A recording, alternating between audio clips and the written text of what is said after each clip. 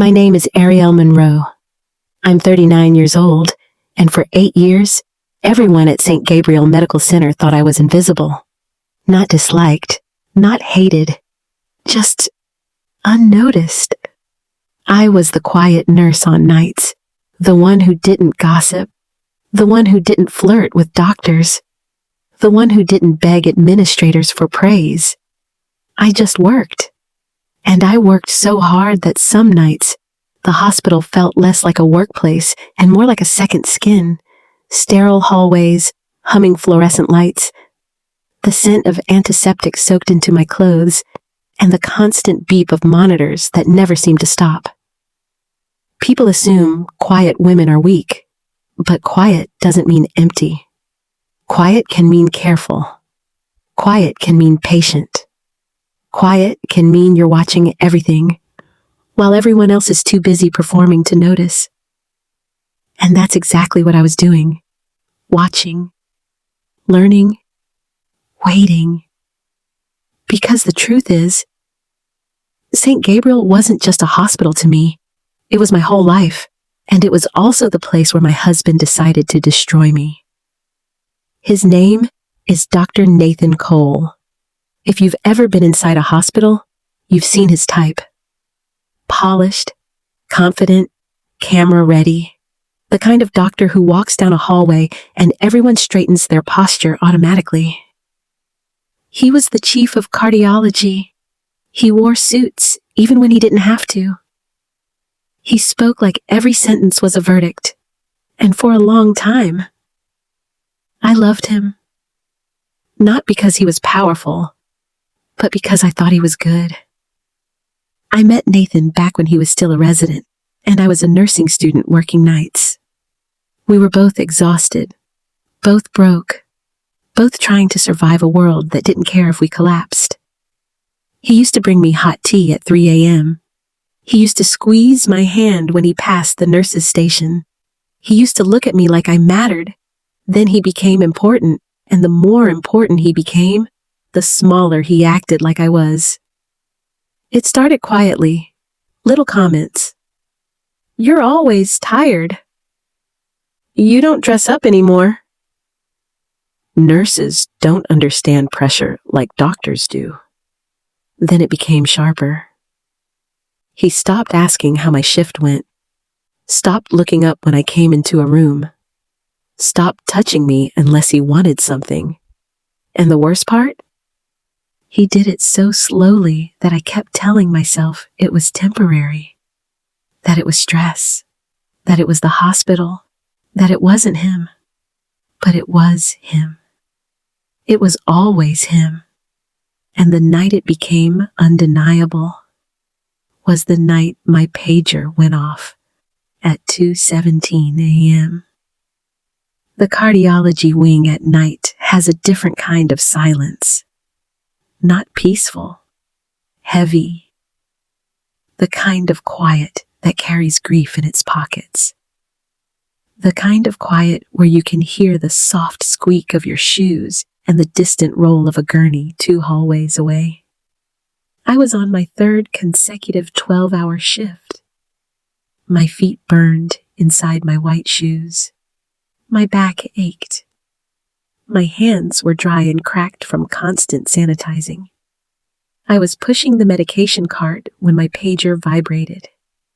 Room 612. Cardiology. I stopped at the nurse's station, checked the assignment board, and felt something tighten in my chest. Room 612 was listed under a special note. V.I. Patient. Do not disturb except assigned staff. My mouth went dry. I pulled the chart, and there it was. Patient. Dr. Nathan Cole. My husband. I stared at the name for a long moment, as if the letters might rearrange themselves into something less cruel. He wasn't supposed to be admitted. He told me he was working late tonight, but here he was, in a hospital bed, in the cardiology wing, and no one had told me. A chill crawled over my skin. I didn't know what I expected. An emergency? A sudden illness? A collapse? But when I approached the door to 612, I heard something that didn't belong in a hospital room at 2 a.m. Laughter. A woman's laugh. Soft, intimate, familiar in a way that made my stomach drop. I froze with my hand on the door handle. I told myself not to jump to conclusions. Maybe it was a nurse. Maybe it was a resident. Maybe it was nothing. But my instincts had been screaming for months. I pushed the door open, and time stopped. Nathan was sitting on the edge of the bed, not lying down, not resting, sitting up like he was hosting a private meeting. His coat was off, his tie loosened, his shirt collar slightly open, and standing beside him, too close, was Brianna Wells. Brianna, the hospital's new executive liaison, 26 years old. Perfect hair, perfect makeup. The kind of woman who somehow looked flawless under fluorescent lighting. Her hand was on Nathan's shoulder. His hand was on her waist. Not a professional touch, not an accidental brush, a possessive hold. The kind that says, mine. For half a second, no one moved. Brianna's eyes widened like a deer caught in headlights. Nathan sighed, like I was an inconvenience. Ariel, he said, annoyed, as if I'd walked into the wrong staff room. What are you doing here? I looked down at my badge, as if I needed to remind myself I belonged in this building. R.N. Ariel Monroe. I'm assigned to this floor, I said quietly. Brianna recovered fast. She tilted her head, lips curling into a smirk. Oh, she said, dragging the word out like syrup. This is your wife. Nathan didn't even correct her tone. He stood up slowly, tall and controlled, like he wanted to reclaim the room through posture alone. Ariel, he said again, voice low, warning. Don't do this here. Do what?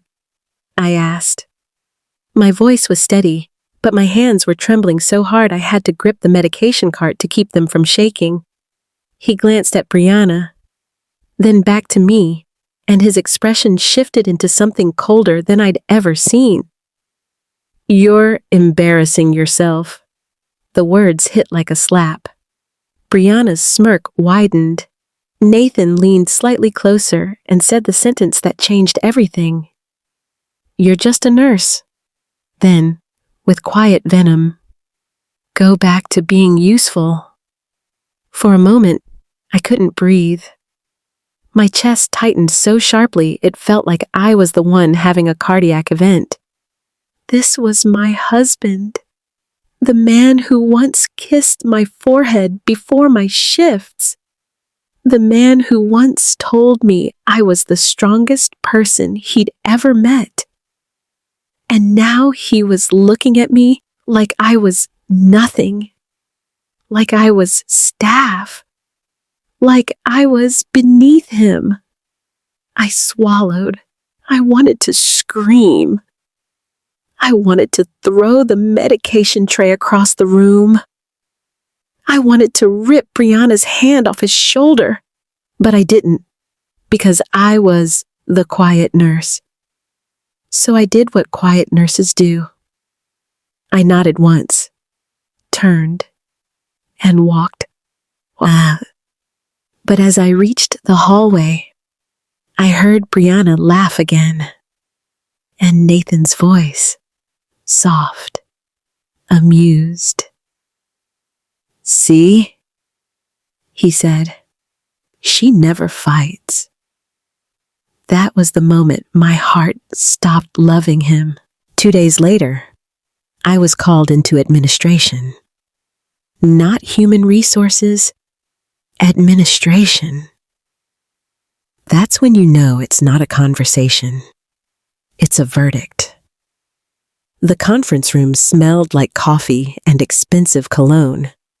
3 executives sat across from me. The director of clinical operations, the HR manager, the hospital administrator, and sitting beside them, Nathan, not as my husband, as a member of leadership. He didn't look at me when I entered. He looked through me. The director folded his hands. Ariel, he said, using my first name like we were friends. We need to discuss your recent conduct. My conduct? I repeated. The HR manager sighed. There have been concerns, she said, about emotional instability. I blinked. I had not missed a shift in 4 years. I had never been written up. I had saved patients with my hands, my timing, my calm under pressure. But they were staring at me like I was a problem to remove. The administrator slid a folder across the table. Inside were forms. Leave documents. Unpaid leave. Effective immediately. My throat went dry. This is a mistake, I said quietly. I haven't done anything. Nathan finally looked at me, and his eyes were flat. No love, no guilt, just irritation. It's not a mistake, he said. Then he leaned forward. Ariel, you've been distracted. I stared at him. So you're punishing me, I said softly. Because you got caught. The room went silent. The HR manager stiffened. The director's face hardened. Nathan's mouth twitched. Almost a smile. And then he delivered the final blow. You don't belong in my world. The words were calm. Clinical. Like he was diagnosing me with insignificance. The administrator stood.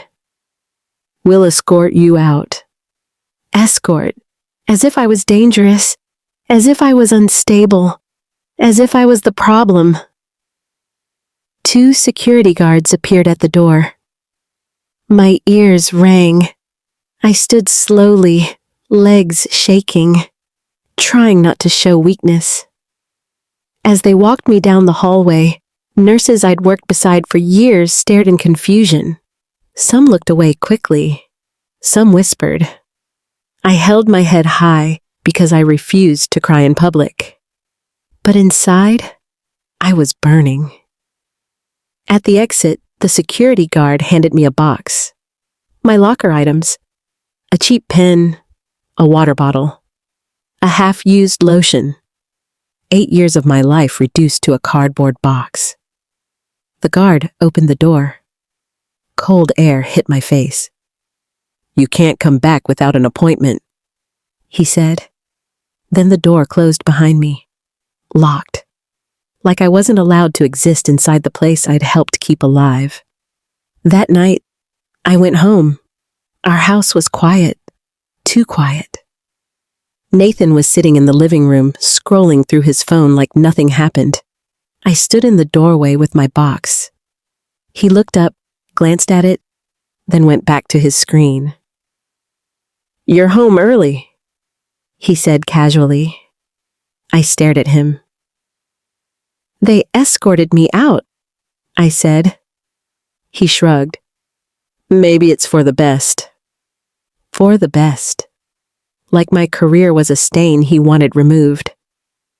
I walked upstairs, packed a suitcase, clothes, documents, my nursing license. Nathan didn't follow. He didn't ask where I was going. He didn't try to stop me. When I came back downstairs with my bag, he finally looked up. "Don't be dramatic," he said. I didn't answer. He stood then, slow, irritated. "You'll never survive without this hospital," he said. "And you know it." He said it like a curse, like he wanted to speak it into reality.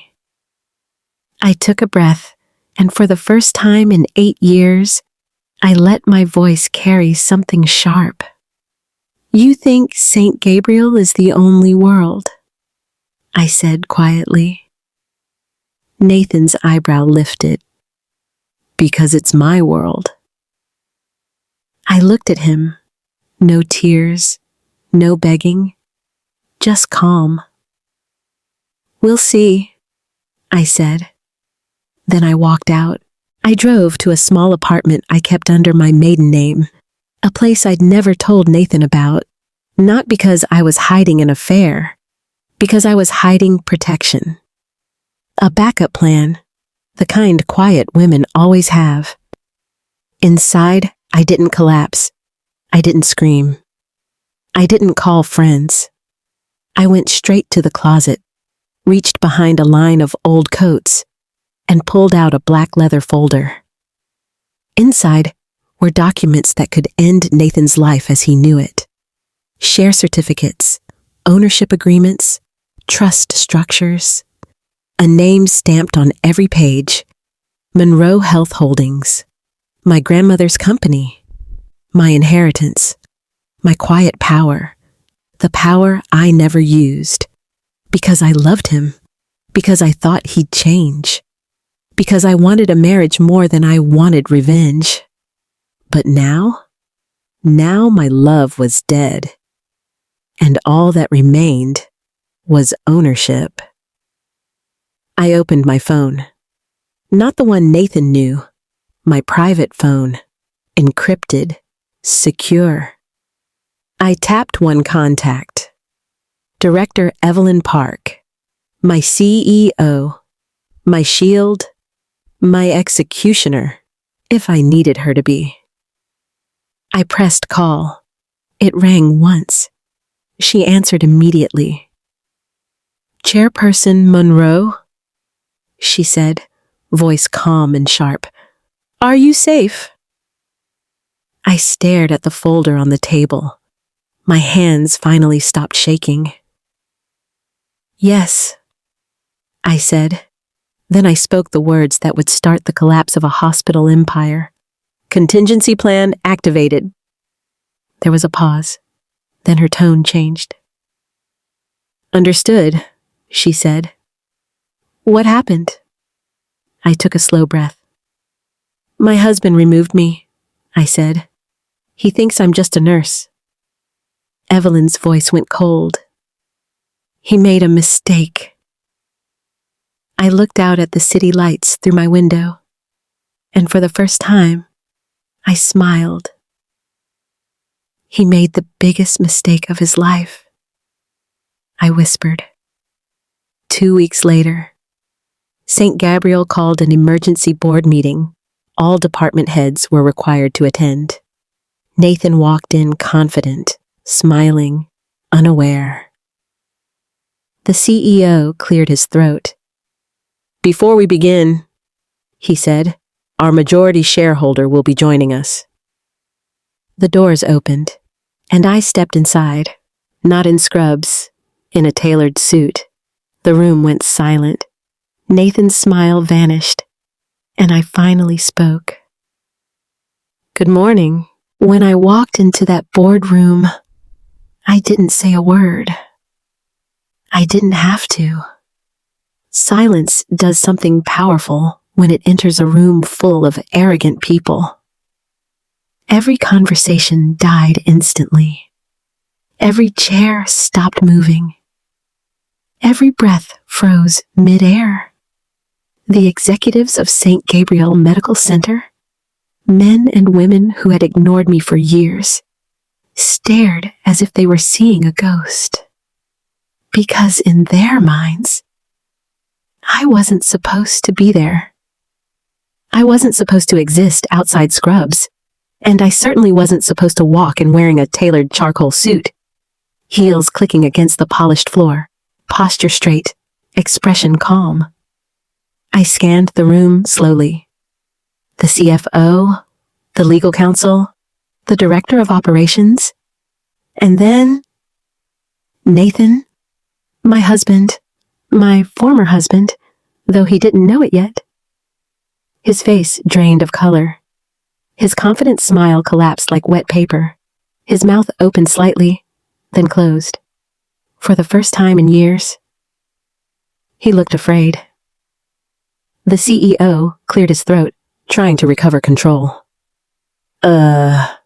Ariel, he said cautiously. This meeting is for leadership only. I smiled, not sweet, not cruel, just knowing. I know, I said. Then I walked to the empty chair at the head of the table and sat down. The room erupted. Excuse me. What is this? Security. I raised one finger, and the noise stopped, because something about certainty is louder than shouting. I turned to the CEO. Please, I said calmly. Continue. You were about to introduce me. The CEO swallowed hard. He glanced at the tablet in front of him, then at me, then at Nathan. His voice came out strained. Our majority shareholder, he said slowly, has requested to attend this session. Nathan shot to his feet. This is a joke, he snapped. She's a nurse. She doesn't own... I finally looked directly at him. Really looked. You should sit down, I said softly. The room went still again. Nathan laughed nervously. Stop this, he said. Ariel, you're embarrassing yourself. There it was. That word again. Embarrassing. I leaned back in my chair. Director Park, I said without raising my voice. The doors at the far end of the boardroom opened. A woman stepped inside. Mid-40s, impeccably dressed. Eyes sharp as glass. Every executive recognized her instantly. Evelyn Park, CEO of Monroe Health Holdings. The woman whose company had quietly acquired hospitals across 3 states in the last 5 years. The woman who never did interviews. The woman rumored to answer to no one. Nathan turned pale. Evelyn walked to my side and placed a slim folder on the table. Then she spoke. Good morning, she said crisply. As of 14 days ago, Monroe Health Holdings completed the acquisition of 51.3% of St. Gabriel Medical Center. Gasps rippled through the room. The CFO grabbed his tablet. The legal counsel's face tightened. Nathan staggered back into his chair.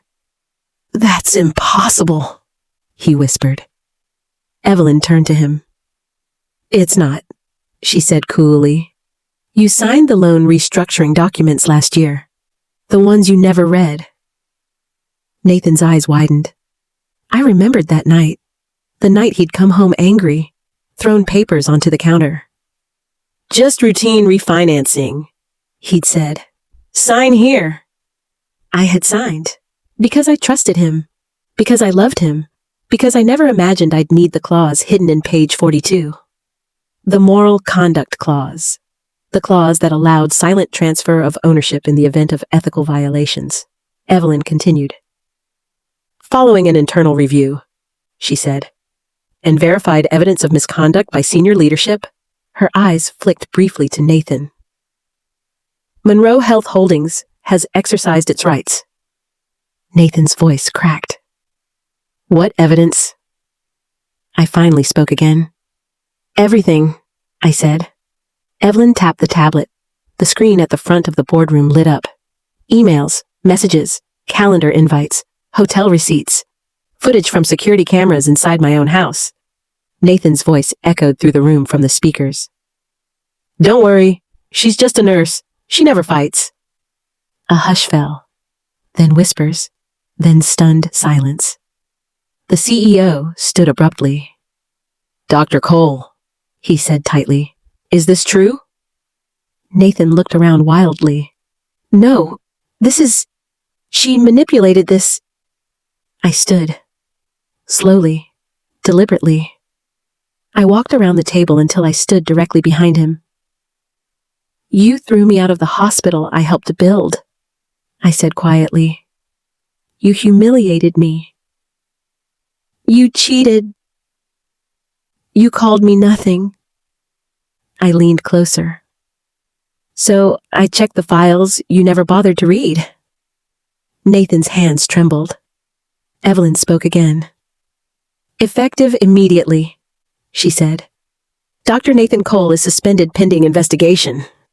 The room exploded. Nathan stood, chair scraping violently. You can't do this, he shouted. I am this hospital. I smiled. No, I said calmly. You were just renting it. Security entered the room. Nathan was escorted out. Still shouting, still protesting, still believing he had power. The doors closed behind him. And just like that, St. Gabriel belonged to me. That was only the beginning. Because St. Gabriel wasn't the only hospital. It was the first domino over the next 72 hours. Emails were sent. Accounts were audited. Boards were reshuffled. Doctors whispered. Executives panicked. Because Monroe Health Holdings didn't just own one hospital. It owned 7. And every single one had the same clause, the same blind spot, the same arrogance built into its leadership. They never expected a nurse to read the fine print. They never expected me.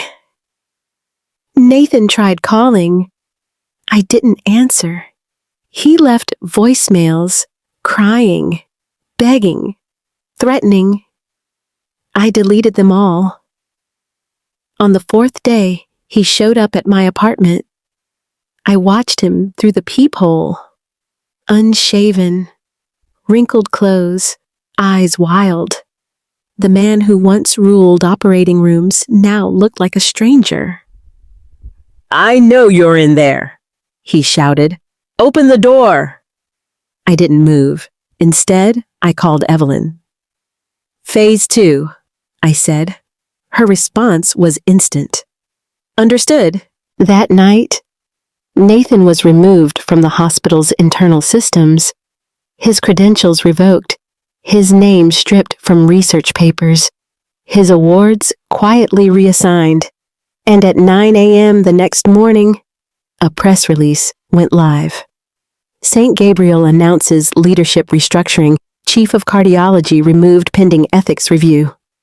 Nathan watched it on his phone, hands shaking, because he finally realized something terrifying. This wasn't revenge. This was erasure, and I had only just begun. If you're still watching, this is where the real damage starts. Comment karma if you're ready. Like if you believe silence is the most dangerous weapon, the courtroom was never supposed to be a courtroom. It was designed to look calm. Neutral colors, soft lighting, polished wood. A room meant to make powerful people feel safe. But that morning, it felt like a trap. Nathan sat at the far end of the table, hands clenched so tightly his knuckles were white. No lab coat, no title badge, no authority. Just a man waiting to be judged. Around him sat people who had once laughed at his jokes. People who had toasted his promotions. People who had stood by while he humiliated me. Now they wouldn't even meet his eyes, because fear had replaced loyalty. At exactly 9 a.m., the doors opened. Everyone stood. I entered, not rushed, not dramatic, just steady. A navy suit, hair pulled back, expression unreadable. The room went silent in a way that felt physical. I took the seat at the head of the table. No one questioned it. No one dared. The legal counsel cleared his throat. This emergency ethics hearing is now in session, he said carefully. Nathan laughed. A short, broken sound. This is insane, he said. You're letting her run this? I didn't respond. I didn't need to. Director Patel stepped forward and placed a tablet on the table. Dr. Cole, he said evenly, this hearing concerns multiple violations of hospital policy and federal healthcare regulations. Nathan scoffed. You think I don't know the rules? He snapped. I wrote half of them. That was his mistake, because arrogance always leaves fingerprints. Director Patel tapped the screen. The first file appeared. Unauthorized procedure billing, then another. Misuse of research funds. Then another. Conflict of interest. Undisclosed relationship. A murmur rippled through the room. Nathan's face tightened. This is fabricated, he said quickly. This is retaliation. I finally spoke. No, I said calmly. This is documentation. The screen changed. Hotel invoices. Private dinners billed as medical conferences. A company credit card statement. Then, photos. Nathan and her. The administrator he promoted twice in 1 year.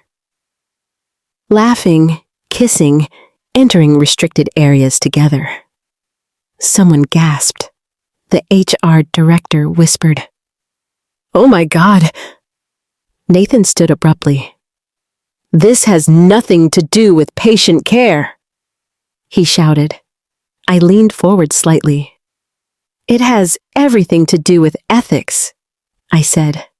And ethics is why you're sitting in this room. The legal counsel spoke again, voice strained.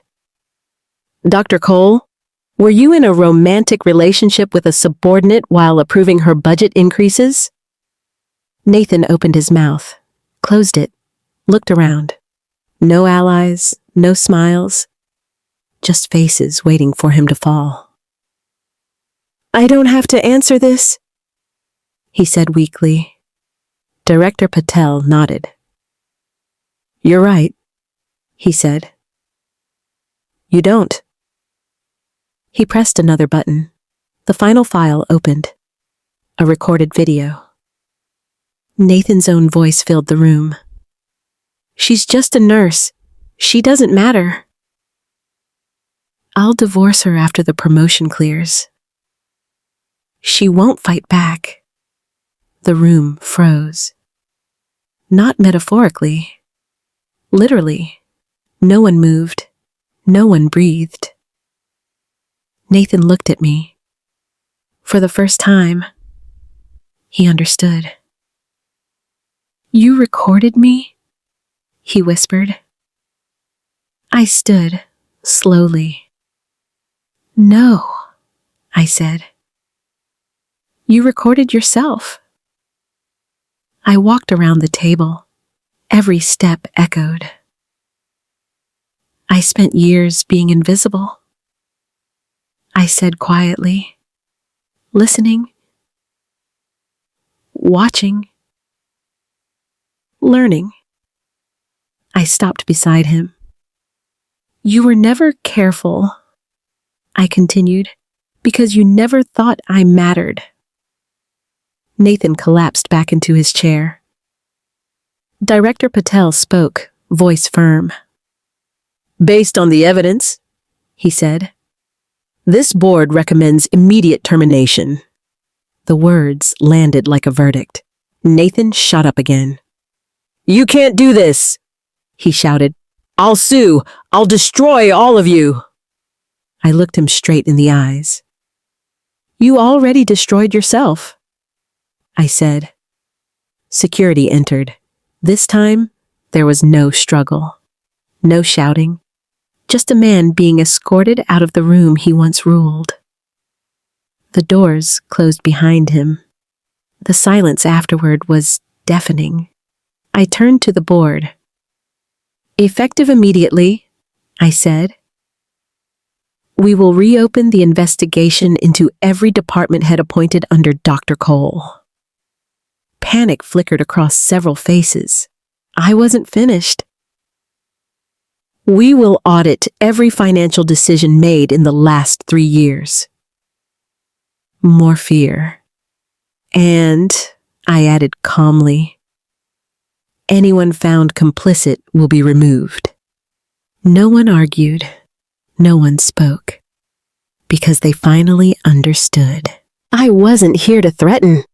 I was here to clean house. By noon, the news broke. Prominent surgeon terminated amid ethics scandal. By evening, sponsors pulled funding. By midnight, Nathan's medical license was under review. And at 6:12 a.m. the next morning, his mistress was escorted out of the hospital in tears. Her ID badge deactivated, her career erased. Nathan tried calling me again. 23 missed calls. Voicemails filled with rage, then fear, then desperation. I didn't listen to a single one, because I was too busy signing documents. 7 hospitals. 1 signature. Mine. That night, as Nathan sat alone in his dark apartment, a knock came at the door. Not police, not lawyers, a courier. He opened the envelope with shaking hands. Inside was a single page. Notice of eviction property, now under corporate review. His phone buzzed. One message. From an unknown number. You took my safety. I took your stability. This isn't over. Nathan slid down the wall. Because he finally understood something terrifying. The hospital was gone. The career was gone. And now, his life was next. Nathan thought the worst was over. That's what men like him always think. When the job is gone, when the title is stripped, when the doors stop opening, they believe the fall has finished. But the truth? The fall had just reached the edge. Nathan sat alone in his apartment. No lights, no TV. Just the glow of his phone screen and the sound of his own breathing. He refreshed his email again. Nothing. Refreshed his bank app. Account restricted. Credit cards? Declined. His phone buzzed. A text. From her. The woman he'd risked everything for. Why is my hospital email locked? Security escorted me out today. What did you do?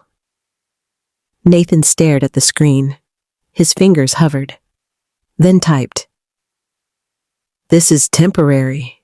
They're targeting me. I'll fix it. 3 dots appeared, then vanished. She didn't reply. Nathan felt something unfamiliar creep into his chest. Fear. Real fear. 6:47 a.m.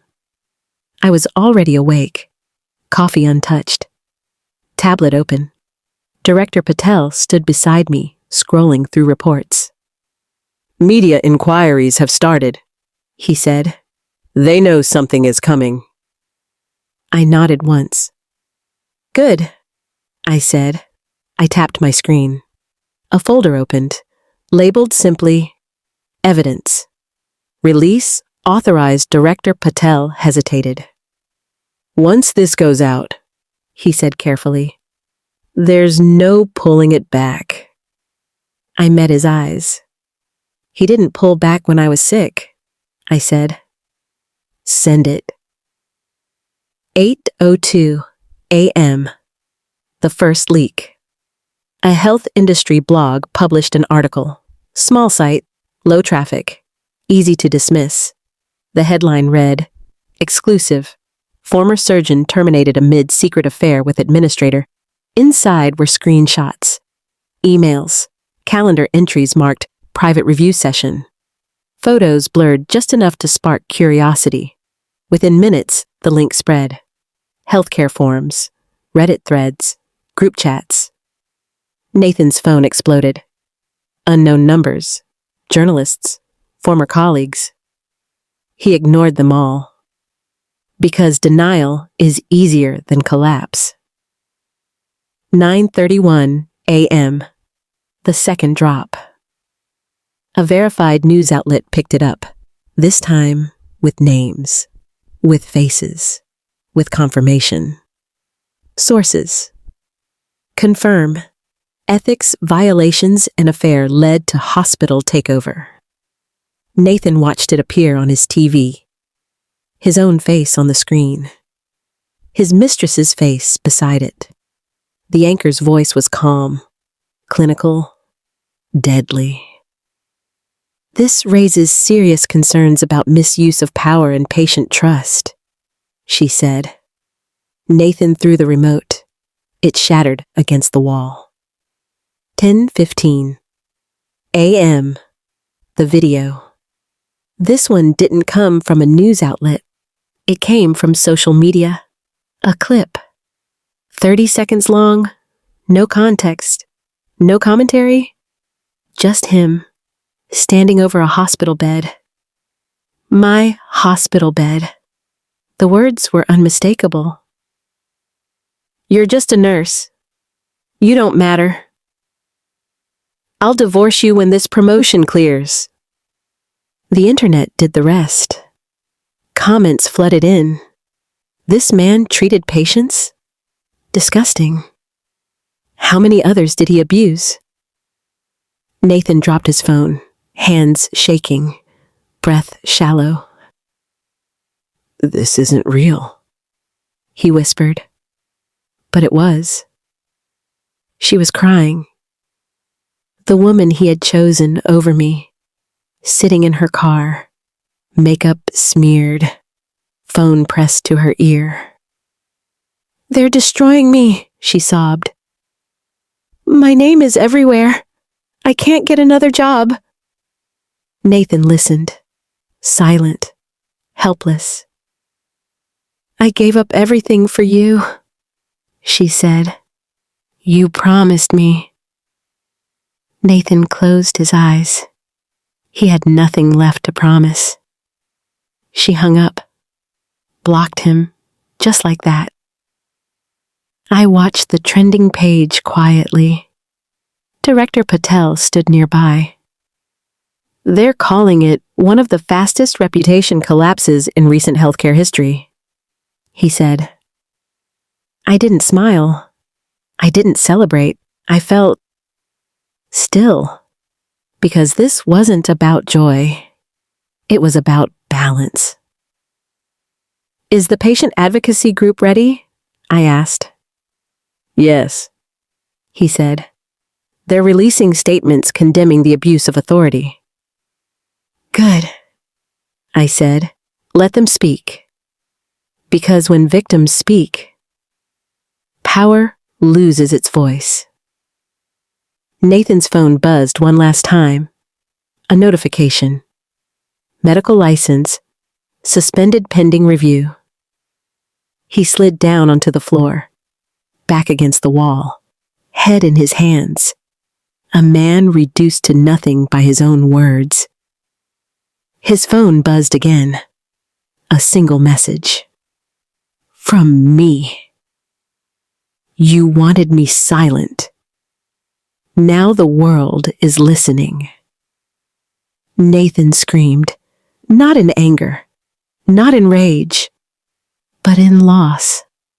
That night, as Nathan packed what little he could carry, another email arrived. Not from the hospital, not from the board, from a legal firm. Subject line, Notice of Asset Review. Immediate action required. Attached was a list. Apartment, car, retirement accounts. All flagged, all frozen. Nathan stared at the screen because he finally understood. The affair wasn't the end. It was just the exposure. The real punishment was about to begin. Nathan thought he still had time, that if he could just survive the week, just make the calls, just explain himself. Someone would save him. He was wrong. 7:12 a.m.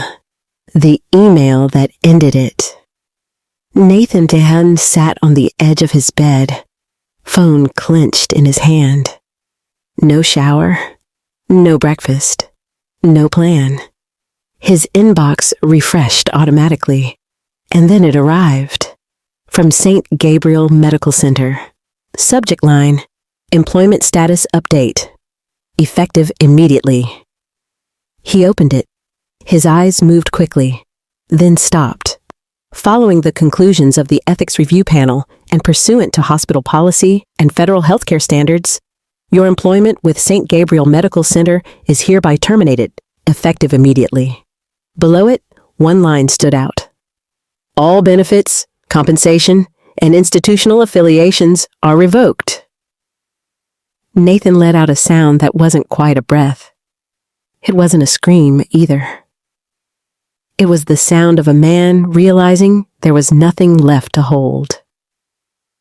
8:03 a.m. The second message. This one wasn't from the hospital. It was from the State Medical Licensing Board. Short, formal, merciless. Your license is suspended pending further investigation. You are prohibited from practicing medicine in any capacity. Nathan dropped the phone. It slid across the floor. He stared at the ceiling. For years, his identity had been one word. Doctor. Now, it was gone. I sat in a quiet office overlooking the skyline. Director Patel stood across from me, holding a printed document. Final termination has been approved, he said. Unanimous vote. I nodded. Good, I said. He hesitated. There's more. I looked up. His former administrator, the one he promoted, has been blacklisted from every affiliated hospital network. I paused, not out of guilt, out of confirmation. Make sure HR provides her with proper documentation, I said calmly. She'll need it. Director Patel blinked. You want professionalism? Yes, I replied. We don't become them. That was the difference. Nathan finally called me. His name flashed across my screen. I let it ring. Once, twice, 3 times. Then I answered. Hello? I said, my voice neutral. Ariel? He whispered. Please, this has gone too far. I said nothing. They fired me, he continued, voice shaking. They took my license. I can't work. I can't. You fired me first, I said quietly. Silence. I was sick, I continued. I asked for help. You handed me divorce papers. I didn't mean it, he said quickly. I was angry. I was stressed. No, I said. You were honest. Nathan swallowed. I need you to stop this, he pleaded. I'll do anything. I leaned back in my chair. I already did everything, I said. Click. I ended the call. Nathan arrived home to find a notice taped to his door. Bold letters, impossible to miss. Notice of asset review, do not remove. He ripped it down, hands shaking. Inside, the house felt different, quieter, colder, as if it already knew he didn't belong there. He opened his laptop, logged into his bank. Every account showed the same word, restricted. He tried another. Restricted another. Pending review. Nathan slammed the desk. No, he shouted, but the walls didn't answer. Director Patel returned with one last file. Property and vehicle assets have been flagged, he said. Corporate ownership review complete. I signed the document without hesitation. Execute, I said. The stamp hit the page. Heavy. Final. Nathan returned from a desperate meeting with a lawyer who refused his case. He stepped into the driveway. Something was wrong. The garage door wouldn't open. He tried the front door. The key didn't turn. He stared, tried again. Nothing. A security guard stepped out from the side of the house. Dr. Cole, the man said evenly, you no longer have authorization to enter this property. Nathan laughed, a hollow, broken sound. This is my house, he said.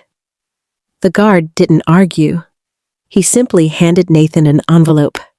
Inside was a single page. Property repossession notice, effective immediately. Nathan sank onto the front steps. Neighbors peeked through curtains. Phones came out. Whispers spread. The man who once ruled hospital floors now sat locked out of his own life. That night, Nathan slept in his car. No blanket, no pillow, no dignity. At 3:14 a.m., his phone buzzed one last time. A notification. Vehicle status update repossession scheduled. 9 a.m. Nathan stared at the screen. Because when the sun rose, he wouldn't even have the car. Nathan didn't sleep. He sat in the driver's seat all night, staring through the windshield like if he moved, reality would catch him. The house behind him was dark. No lights, no warmth, no welcome. It wasn't his anymore. At 5:46 a.m., the streetlights clicked off. Morning had arrived. And with it, the end. The sound came first. Metal clanking, hydraulics hissing. Nathan looked up. A tow truck rolled slowly into the driveway. Behind it, 2 men in uniforms, and a woman in a blazer holding a tablet. She didn't look angry. She looked efficient. Nathan stepped out of the car. Hey, he said hoarsely. There's been a mistake. The woman glanced at her screen. Dr. Nathan Cole, she said flatly. Vehicle repossession. Order confirmed. This is my car, Nathan insisted. I paid for it. She didn't look at him. The asset belongs to Monroe Health Holdings, she said. You were a permitted user. Permitted. Past tense. The chains locked around the tires. Nathan lunged forward. "Wait, please, this is all I have left." One of the men stepped between them. "Sir," he said calmly, "stand back." The car lifted. Slowly, publicly. Nathan stood there barefoot on the driveway as the vehicle he once used to impress people disappeared down the street. Neighbors watched. Someone filmed. Someone whispered. Someone laughed. Nathan sat on the curb, head in his hands. His phone buzzed. A voicemail. From the only attorney who had agreed to meet him. "I reviewed your case," the message said. "Given the evidence and the corporate involvement, I can't represent you." Click. That was it. No appeals. No allies. No protection. I stood in front of a full-length mirror. Black coat. Simple blouse. No jewelry. Director Patel waited by the door. "The repossession is complete," he said. I nodded. "Good." He hesitated. "Do you want to see the footage?" I shook my head. "No." I said quietly. "I already lived it once." Nathan returned to the house one last time. Not to enter. Just to look. A new notice had been taped to the door. Bright. Official. Impossible to ignore. Formal eviction. Failure to vacate will result in arrest. Below it was a list. Items he was allowed to retrieve. Clothing. Personal hygiene items. No electronics. No documents. No furniture. He had 15 minutes. A security guard unlocked the door and stood watching. Nathan walked through the rooms like a ghost. The living room where he once hosted parties. The kitchen where he mocked my cooking. The bedroom where he handed me divorce papers. He grabbed a duffel bag. Stuffed in clothes without folding. No laptop. No files. No proof he ever mattered. At the door, he paused. "This isn't fair," he said weakly. The guard didn't respond. The door closed behind him. Locked. Forever. Nathan sat on a park bench. Bag at his feet. Phone at 9%. He tried calling former colleagues. Straight to voicemail. Tried friends. Blocked. Tried family. No answer. He scrolled through social media. His name was everywhere. Former surgeon. Ethics violator. Abuser. His face attached to headlines he couldn't erase. He threw the phone onto the grass. My phone vibrated. One notification. Subject. Status update. Subject Cole. I opened it. One line stood out. Subject officially has no residential address. I closed the file, looked out the window, and for the first time since this began, I exhaled. That night, Nathan stood outside a hotel, watched people check in, laughing, warm, safe. He stepped forward. The clerk looked at him, then shook her head. "No vacancies," she said. As he turned away, a giant digital billboard across the street lit up. Monroe Health Holdings, redefining care, restoring trust. My face appeared on the screen, calm, composed, untouchable. Nathan sank to the sidewalk, because he finally understood something worse than losing everything. He wasn't just erased, he was being replaced. Nathan didn't disappear loudly. There was no explosion, no dramatic comeback, no redemption arc. He simply faded. Within weeks, his name vanished from hospital websites. Research papers were quietly updated. Awards were reassigned. photos removed. It was like he had never existed. That's the cruelest kind of punishment. I stood on the stage of a medical innovation summit. Cameras everywhere. Applause rising like thunder. Behind me, a massive screen displayed the words, Monroe Health Holdings. New era of care. I spoke calmly. About ethics, about dignity, about protecting patients and the people who serve them. The audience stood, not because I demanded respect, but because I had earned it. Nathan sat on a bus bench, older, thinner, invisible. He stared at a job rejection email. We regret to inform you. Again. He looked up. A digital billboard flickered to life above the street. My face appeared, confident, unapologetic. Power doesn't come from titles, my voice said on the screen. It comes from integrity. Nathan looked away, because it hurt too much to watch the woman he called nothing become everything. That night, I received one final email. No threats, no anger, just 6 words. I should have protected you. I didn't reply. Some apologies don't deserve answers. I didn't ruin him. I didn't destroy him. I simply stopped protecting him. And when I stepped back, the truth did the rest.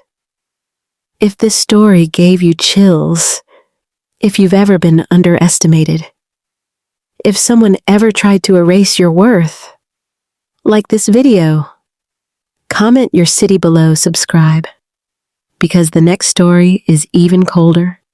Remember this, the quiet ones aren't weak, they're just watching. See you in the next story.